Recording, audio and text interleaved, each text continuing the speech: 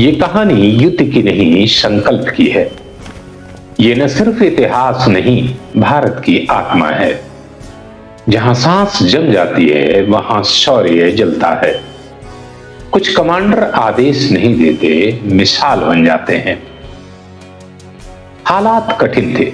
चीनी सेना की आहट पाकर मेजर ने अपने आला अफसरों को संपर्क साधा और मदद की गुहार लगाई। उन्हें निर्देश मिला कि वे अपनी चौकी से पीछे हट जाएं, क्योंकि अभी मदद नहीं भेजी जा सकती।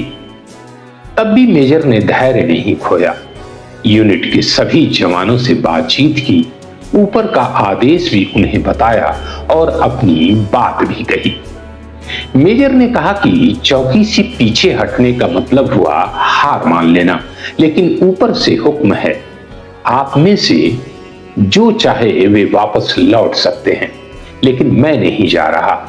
अगर आप में से जो लोग लौटना चाहें जा सकते हैं। वीरों ने फैसला किया कि वे भले ही शहीद हो जाएं, लेकिन चौकी नहीं छोड़ेंगे और हर हाल में दुश्मन का सामना करेंगे। वीरों की धरती राजस्थान की धरा पर जन्म लेने वाले मेजर शैतान सिंह के नेतृत्व में हुमायूं रेजिमेंट की एक छोटी सी टुकड़ी ने 1300 चीनी सैनिकों को हमेशा के लिए सुला दिया। नमस्ते, मैं मधुकर, आप देख रहे हैं बिंदास बोल। भारत की सैन्य इतिहास में कुछ नाम ऐसे हैं जिनका उल्लेख होते ही सिर अपने आप झुक जाता है। परमवीर चक्र विजेता मेजर शैतान सिंह उन्हीं नामों में से एक हैं। वे सिर्फ एक अधिकारी नहीं थे, वे उस सोच का नाम थे, कमांडर आखिरी नहीं जाता।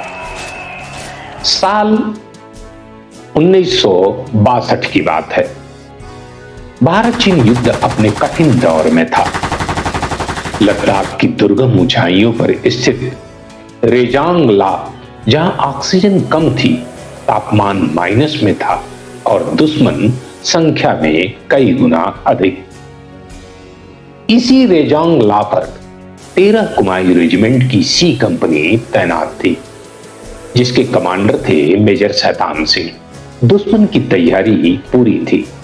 आधुनिक हथियार, भारी गोलाबारी और भारतीय चौकियों को रौंद देने का इरादा। लेकिन सामने खड़ा था एक ऐसा अफसर जिसके लिए कर्तव्य जान से बड़ा था। जब हमला शुरू हुआ, चीनी सेना ने चारों ओर से दबाव बना दिया। गोलीबारी में मेजर शैतान सिंह गंभीर रूप से घायल हो गए। खून बह रहा था, शरीर जवाब दे रहा था। जवानों ने कहा, साहब, आपको पीछे ले चलते हैं। मेजर शैतान सिंह का जवाब इतिहास बन गया। पहले हर पोस्ट सुरक्षित होगी, कमांडर बाद में हटेगा। घायल शरीर के बावजूद वे एक एक चौकी तक पहुंचे, कभी रेंगते हुए, कभी सहारे से चलते हुए। उन्होंने जवानों का हौसला दिया, गोला बारूद की व्यवस्था करवाई और हर पोस्ट पर साफ निर्देश दिए, आखिरी गोली आखिरी सांस तक लड़ना है। रेजांग ला की हर चोटी गूंज उठी, भारत मां की जय से। चीनी सेना को अंदाजा नहीं था कि सामने खड़ी ये छोटी सी टुकड़ी इतना बड़ा प्रतिरोध खड़ा कर देगी। 140 भारतीय जवान शहीद हुए, लेकिन दुश्मन को भारी नुकसान उठाना पड़ा। उनकी आगे बढ़ने की योजना यही बर्फ में दफन हो गई। आखिरी बार मेजर शैतान सिंह को एक चौकी के पास गंभीर हालत में पाया गया। उनकी सांसें टूट रही थी, लेकिन आंखों में संतोष था, क्योंकि उन्होंने अपने कर्तव्य निभा दिया था।